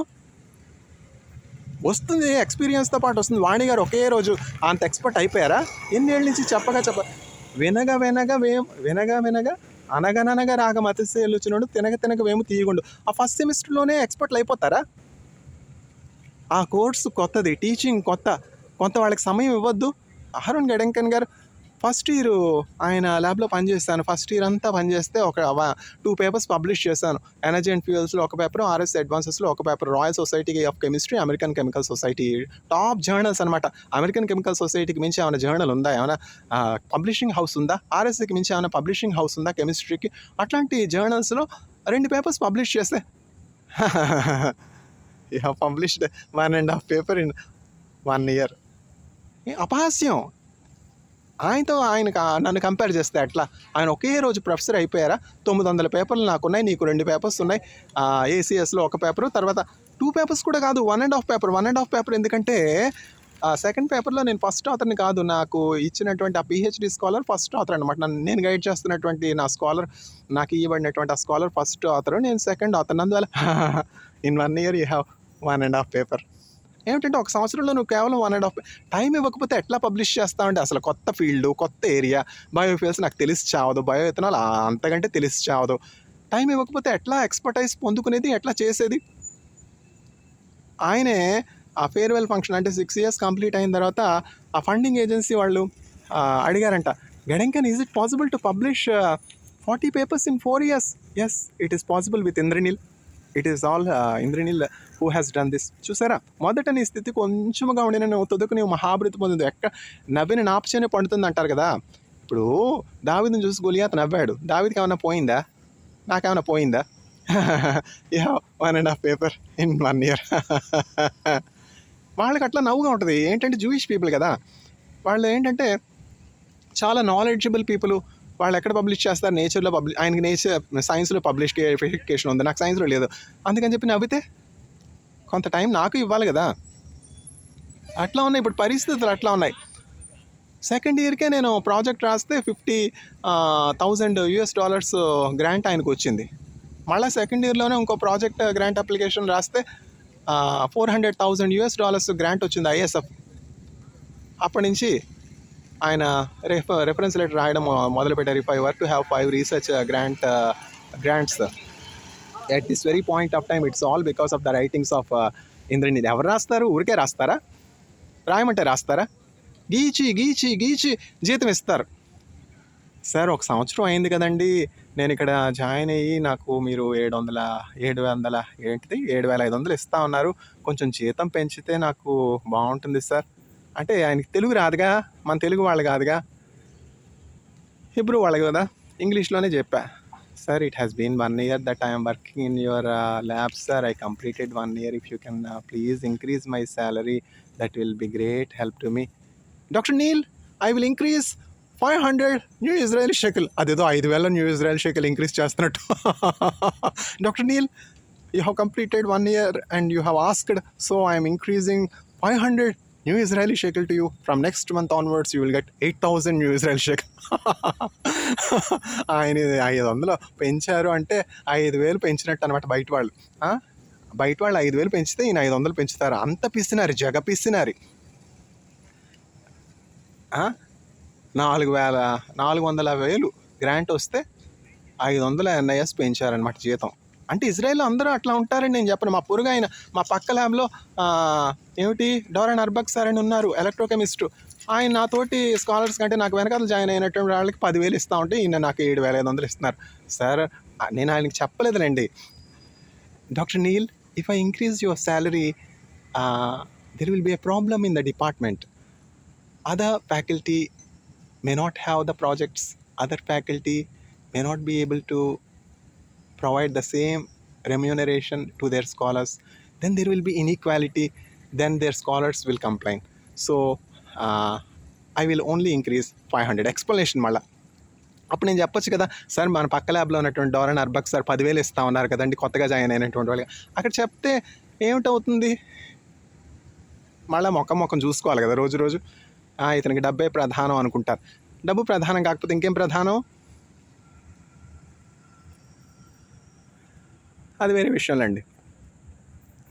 ఆయన ఏమి ముందే చెప్పారు, నాకు తెలుసు ఇండియన్స్ డబ్బు ఎక్కడ ఎక్కువ ఇస్తే అక్కడ పరిగెడతారు, నువ్వు 2 సంవత్సరాలు నా ల్యాబ్లో ఉంటానంటేనే నీకు అవకాశం ఇస్తాను ముందే చెప్పారు. Doctor Neil, I know that Indians will run after money. If you only assure and give it in writing to me that you will not leave my lab in 2 years and you will work in my lab at least for 2 years, only then I am going to take you in, because I have very very bad experience with Indian scholars. ముందే చెప్పేశారు. నేను ఒప్పుకున్నాక చేస్తావా? ఒప్పుకున్నాక commit అయ్యాక చేసి చావాలిగా. అందుకని request, sir if you can increase kindly salary. 1 year I completed. Dr. Neil, I will increase 500 new Israeli shekels. From next month onwards, you will get 8,000. పక్కన వాళ్ళకి 10,000 వస్తూ ఉన్నాయి కదా, 3,000 పెంచుతారు అనుకుంటే 500తో సరిపెట్టారు. అట్లా ఉంటుంది. ఎక్కడ ఖర్చులు ఆకాశాన్ని అంటుతున్నాయి. ఇంకా ఇంటద్దే, తర్వాత ప్రావిషన్స్ 2,000 ఇంటద్దికి పోయే. షాప్కి వెళ్తే 500 న్యూ ఇజ్రాయలీ షేకల్స్ తీసుకుని వెళ్తే 600 ఖర్చు అయ్యే. అంటే మంచి దేశం కోసం గురించి చెడ్డ దేశం అనకూడదు. అక్కడ అన్నీ కూడా క్వాలిటీ ప్రోడక్ట్స్ కదా. First class milk, first class oil, first class floor, rice floor, first class wheat floor. అంటే అక్కడ రైస్ ఉండదులేండి, రైస్ అంతా ఇంపోర్టెడ్ రైస్. అంటే మరి ఆ పదార్థాన్ని బట్టి రేట్ ఉంటుంది కదా. 7,500 ఏం మిగిలేది? చివరికి ఇంటికి పంపించాలి కదా. అట్లాంటి పరిస్థితి లేదు. ఆ చైనాలో దేవుడు 2 సంవత్సరాలు ఉంచబట్టి 4 రాళ్ళు వెనకేసుకున్నాను. ఇండియాలో కరోనా టైంలో ఇక్కడికి వచ్చినప్పుడు 4 రాళ్ళు ఖర్చు అయిపోయాయి. అట్లాంటి పరిస్థితులు అనమాట. నా మనసు ఎప్పుడు కూడా ధనం మీద లేదు కనుక దేవుడు ఇచ్చింది ఆయన మహిమార్థం వాడాను కదా. కనుక నా అవసర సమయంలో యేసుక్రీస్తు ప్రభు ఎప్పుడు కూడా ఆయన దూతల ద్వారా సహాయం చేస్తున్నారు. అందువల్ల నేను చెప్పేది ఏంటంటే, బలహీనత, అనారోగ్యం ఒక బలహీనత, పేదరికం ఒక బలహీనత, వ్యాధి, నిరుద్యోగం, ఇంకా అనేక బలహీనతలు, మానసిక విచారాలు, డిసప్పాయింట్మెంట్స్, ఇవన్నింటిలో కూడా యేసుక్రీస్తు అనే నామం మనల్ని బలపరుస్తుంది. అందుకని దావీదు చెప్తున్నాడు, O Lord I love you, you are my strength అని చెప్తున్నాడు. కీర్తనల గ్రంథం 18వ అధ్యాయం. సార్ అప్ కహా సే పడా రహే హై, క్యా పడా రహే హై, హమే కుచ్ సమజ్ మే హీ నహీ ఆ రహా హై సార్. ఇప్పుడు మా టీచర్ గారు వాణి గారు డే అండ్ సెల్బిన్ అని చెప్పారు. డే అండ్ సెల్బిన్ అర్థమయ్యే చావదు. అదేంటి theoretical in organic chemistry? Theoretical ఏమన్నా అర్థమై చేస్తుందా? అర్ధబస్లో ఉన్నటువంటి నోట్స్ చక్కగా చదివి అర్థమయ్యేంత వరకు సార్లు చదివితే ఒక సెంటెన్స్ అర్థమై చచ్చేది. Day and సెల్బిన్. వాళ్ళు ఏమన్నా ఇండియన్ ఆథర్సా? పర్సెల్ అండ్ కోడ్జు ఏమన్నా ఇండియన్ ఆథరా? వాణి గారు వచ్చి ఆ పర్సెల్ అండ్ కోడ్జ్ అంటారు. పర్సెల్ అండ్ కోడ్జ్ అంటే ఎవరి పర్సు? బ్రౌన్ పర్సా, బ్లాక్ పర్సా, ఏం పర్సు? లైబ్రరీకి వెళ్ళి చూస్తే తెలిసింది. పర్సెల్ అండ్ కోడ్జ్ అంటే ఇనార్గానిక్ కెమిస్ట్రీ పుస్తకం, స్టాండర్డ్ పుస్తకాలు అనమాట. అట్లాంటి పుస్తకాలు చెప్పినప్పుడు అవన్నీ కూడా రాసుకుని, నోట్స్ రాసుకుని, అట్లా ఎగ్జామ్స్ రాసి బిఎస్ రాఘవరావు గారు అవార్డు పొందుకున్నాం. ఆ బిఎస్ రాఘవరావు గారు అంటే ఎవరో నాకు తెలియదు. ఎప్పుడో వాళ్ళు గతించిపోయారు పెద్దవాళ్ళు. వాళ్ళ ముఖం కూడా నేను ఎప్పుడు చూసి ఎరగను. వాళ్ళ ఫోటో కూడా లేదు. లెక్చర్ క్లాస్లో సాగి గారి ఫోటో ఉండేది, గోపాలరావు గారి ఫోటో ఉండేది లెక్చర్ హాల్లో. Inorganic chemistry first year lecture హాల్లో గోపాలరావు గారు అంటే ఆ ఫోటో చూసి తెలుసుకున్నాం. బిఎస్ రాఘవరావు గారంటే ఎక్కడుంది ఫోటో? సాగి గారంటే చూసాం. తర్వాత ఇంకొక ఆయన ఫోటో ఉంది. కరూరు నుంచి ఒక ప్రొఫెసర్ గారండి, ఢిల్లీలో కూడా ఆయన మంచి ప్రొఫెసర్గా పనిచేశారు. తర్వాత ఆయన ఆర్గానిక్ కెమిస్ట్రీలో డ్రగ్ కెమిస్ట్రీ మీద బాగా పనిచేస్తారు. శేషాద్రి గారు, ఆయన ఆ లెక్చర్ హాల్ పేరే Seshadri lecture hall. Andhra university Seshadri lecture hall అంటే తెలియనటువంటి వాళ్ళు ఎవరు ఉండరు. ఆంధ్ర యూనివర్సిటీలో చదివినటువంటి వాళ్ళందరూ కూడా ఫస్ట్ ఇయర్ 120 మందో 130 మందో ఆ శేషాద్రి లెక్చర్ హాల్లోనే ఉంటారు. కరూరు ఆయనది బేసికల్గా ఎక్కడి నుంచి అంటే శేషాద్రి లెక్చర్ హాల్ కరూరు అనమాట. ఆయన బేసిక్, ఆయన తమిళియన్. ఆ! ఇప్పుడంటే తమిళి అని అన్నాం. ఆంధ్ర యూనివర్సిటీ ప్రారంభంలో తమిళ్, తెలుగు తేడా లేదుగా. 2 ఐక్య కదా! 2 కలిసే ఉండేవి. తమిళనాడు తర్వాత ఆంధ్రప్రదేశ్ కలిసే ఉండేవి. ఆంధ్రప్రదేశ్‌లో శేషాద్రి గారు మంచి authoritative professor with command over drug chemistry అనమాట. ఆ ఫ్లావనాయిడ్స్, న్యాచురల్ ప్రొడక్ట్స్, ఆ! అందులో నిష్ణాతుడు. తర్వాత ఆంధ్ర యూనివర్సిటీ నుంచి ఆయన తర్వాత ఢిల్లీ యూనివర్సిటీకి మూవ్ అయ్యారు. అది వేరే విషయంలేండి. అంతా శేషాద్రి గారు నాకెట్లా తెలుసు, శేషాద్రి గారి ఫోటో ఉండి చచ్చింది కనుక, సాగి గారి ఫోటో ఉండి చచ్చింది కనుక, బి విశ్వనాథన్ గారు ఎంవిసి శాస్త్రి గారు ఫోటో పెట్టారు కనుక, ఎంవిసి శాస్త్రి గారు అంటే ఫోటో పెట్టకముందే ఆయన శాస్త్రి గారు, ఎంవిసి శాస్త్రి గారు ప్రభునందు నిద్రించకముందే ఆయన చూశాను. ఎంఎన్ శాస్త్రి గారిని చూడలేదు కానీ ఎంవిసి శాస్త్రి గారిని చూశాను అనమాట. ఎంవిసి శాస్త్రి గారిని ఎట్లా చూశానంటే, బి విశ్వనాథన్ గారికి వాళ్ళ టీచర్స్ అంటే చాలా చాలా భయభక్తులు. ఏమిటంత పెద్ద ఆయన, అప్పుడు ఆయన హెడ్ ఆఫ్ ద డిపార్ట్మెంటు. ఆయన హెడ్ ఆఫ్ ద డిపార్ట్మెంట్గా ఉండినప్పటికీ వాళ్ళ టీచర్ వచ్చారంటే, వాళ్ళ టీచర్ గారిని అంటే ఎంవిసి శాస్త్రి గారు ఆయన సూపర్వైజర్ కదా, పిహెచ్డి సూపర్వైజరు.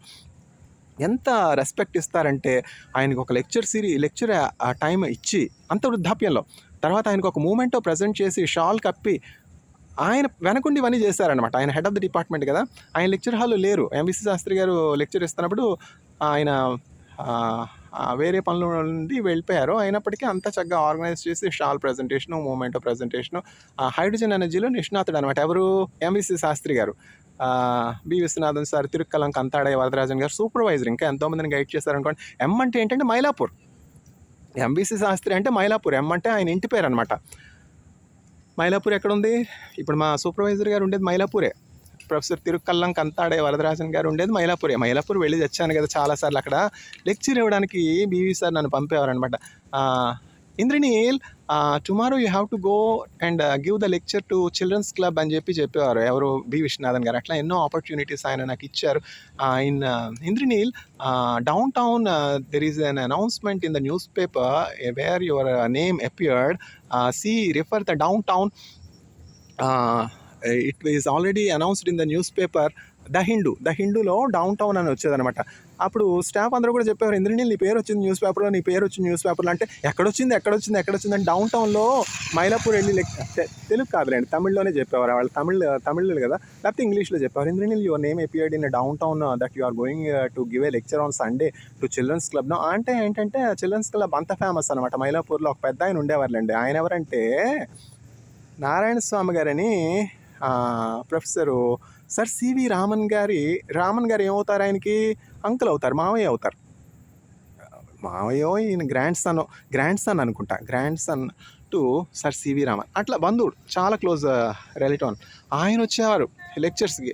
ఆయన ఎంతో పెద్ద ఆయన అనమాట. చాలా లెక్చర్స్కి ఆసక్తిగా అటెండ్ అయ్యి ఎలాక్వెంట్ లెక్చర్ ఒకే మాట, ఎలాక్వెంట్ లెక్చర్. నేను ఒక లెక్చర్ ప్రారంభించి పిల్లలకి సమ్మర్ స్కూల్ లెక్చర్ ఇచ్చాను. ఆ లెక్చర్ అయిపోయాక ఆయన ఎక్స్పీరియన్స్ని షేర్ చేసుకుంటా నారాయణ స్వామి గారు ఇట్లా అన్నారు, Indraneel, when you asked the question, how many of you know Hindi? I remembered Mahatma Gandhi.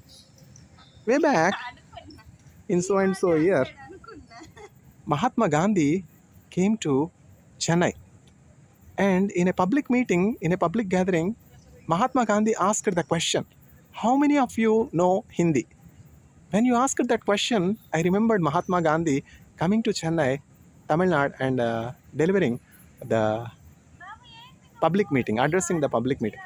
అట్లాంటి మంచి సమయాలు అవన్నీ గతించిపోయాయి అనుకోండి. అదంతా గత చరిత్ర. ఎక్కడున్నాం? నేను చెప్పొచ్చేది ఏంటంటే, దేవుడు మనకిచ్చినటువంటి ఆ తలాంతుని మనం ఉపయోగించుకోవాలి. మన బలహీనతలు ఏంటో దేవుడు వాటిని బలంగా మారుస్తాడు. ఆ బలాన్ని మనం దుర్వినియోగం చేసుకోకూడదు. మన సమయాన్ని మనం దుర్వినియోగం చేసుకోకూడదు. దేవుడు ఇచ్చినటువంటి తలాంతుని మనం ఉపయోగించకపోతే దేవుడు ఇంకొకరిని పెట్టుకుంటాడే, మనం చేయకపోతే ఇంకెవరు చేయరా? అదే కదా, ఎవరు మర్దొకయ్య ఎస్తేర్తో అదే చెప్తున్నాడు. O Esther, remember, if you remain silent this day, the people of God will get help from elsewhere, but you and your household will perish. ఎస్తేరు, ఈ దినము కొరకే నీవు రాజ్యమునకు వచ్చినామో జ్ఞాపకం చేసుకున్నాము. నీవు మౌనముగా నుండిన ఎడల, ఈ దినము నీవు మౌనముగా నుండిన ఎడల దేవుని ప్రజలకు సహాయము వేరొక చోటు నుంచి వచ్చును, నీవును నీ ఇంటి వారును నశించెదరు. జాగ్రత్త సుమే చెప్తా ఉన్నాడు మర్దొకయ్య ఎస్తేరుకు. నువ్వు రాణివయ్యాను అతిశయించొద్దు, నువ్వు యూదురాలు అని తెలిస్తే నీ మీదకి వస్తుంది ఖడ్గం, అందుకని జాగ్రత్త, రాజు దగ్గరికి వెళ్ళి ఈ మరణ శాసనం పోనట్లు రాజు దగ్గర నిమంత్రణ చేయి, విజ్ఞాపన చేయి అని చెప్పి మొర్దెకై పంపుతా ఉన్నాడు. ఒక బలం దేవుడు మనకి ఇచ్చాడంటే, ఒక అధికారం మనకి ఇచ్చాడంటే, ఒక తలాంతు దేవుడు మనకి ఇచ్చాడంటే, అది మనం ఉపయోగించుకోకపోతే దేవుడు మనకంటే యోగ్యులైనటువంటి వారిని పెట్టుకొనగలడు. ఎస్తీ ఏం చేసింది?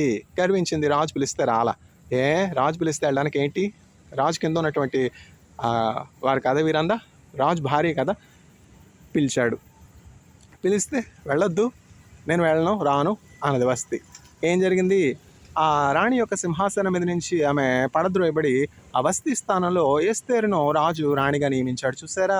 దేవుడు మనల్ని అత్యున్నతమైనటువంటి స్థితిలో ఉన్నప్పుడు, దేవునికి మనం సహకరించకపోయినప్పుడు, ఆయన పిలుపు మనం తృణీకరించినప్పుడు దేవుడు ఇంకొకళ్ళమే మన స్థానంలో నియమించగలడు అని మనం జ్ఞాపకం చేసుకోవాలి. పౌలు దేవుడు తనకిచ్చినటువంటి పని ఎంత మాత్రం నిర్లక్ష్యం చేయలేదు, కానీ దేవుడు తనకిచ్చినటువంటి పని సంపూర్ణంగా చేసుకుని శిరశ్ఛేదనానికి గురయ్యాడు. అంతిప బుద్ధి లేనుడా, అంతిప అంటావా? ఏదో దేవుడు ఎరిగినటువంటి వాడు, బాగా ప్రార్థన చేస్తావు, నా మనవడికి పేరు పెట్టమంటే అంతిపాని పేరు పెట్టమంటావా? చండాలుడా, నీచుడా, దౌర్భాగ్యుడా, నీకు అంత కుళ్ళా, నీకు పెళ్ళి పెటాకులు లేవని నా మనవడు కూడా చావాలనుకుంటున్నావా అని అనొచ్చు. ఎవరు? నేతల బేబీ గారు. ఆవిడేం చదువుకోలేదు, అయినప్పటికీ దేవుని సేవకుడు ప్రార్థన చేసి చెప్తా ఉన్నాడు, అంతిపా బ్రదర్ తప్పకుండా అంతిపాని పెడతానని. అంతిపానే ఆమె మనవడికి పేరు పెట్టింది. ఏమిటా మార్టేరడం అని మించింది ఏమన్నా ఉందా? చిరశ్చేదనే కానీ భయపడ్డా? డైరెక్ట్ పరలోకానికి వెళ్ళిపోవడమే కదా. ఇప్పుడు పరలోకంలో ఎవరు అత్యధికమైనటువంటి ఆధిక్యత కలిగినటువంటి వారంటే ఎట్లా మార్టైర్స్ అయినటువంటి వారే. వారి యొక్క ఆత్మలు ఇప్పుడు దేవుని బలిపీఠం కింద విశ్రాంతిలో ఉన్నాయన్నమాట. ఇంకేం లేదు. మమ్మల్ని అంత మాట అంటావా? అంతిపాని మా మనవడికి పేరు పెట్టమంటావా? మమ్మల్ని మొండా అంటావా? మొండమోయమంటావా? ఎవరన్నారు నేను మొండా అని? నువ్వే మొండమోస్తావు. ఎందుకు వచ్చే శాపాలు? కీర్తన గ్రంథంలో 109 అధ్యాయంలోని శాపాలు. నీ చర్యలను బట్టి ఆ శాపాలు నీ మీదకి వచ్చాయి, నువ్వు మొండమోస్తావు. దానికి కారకుడిని నేనా? నా మీద పడి ఆడవడం ఎందుకు? ఒకళ్ళ మీద పడి ఆడవడం ఎందుకు? అందుకని మనం జాగ్రత్తగా ఉండాలి. దేవుని కృప కొరకు వేడుకోవాలి. In your weakness my strength is made perfect. My grace is sufficient for thee. May the Lord grant grace to the audience. Amen.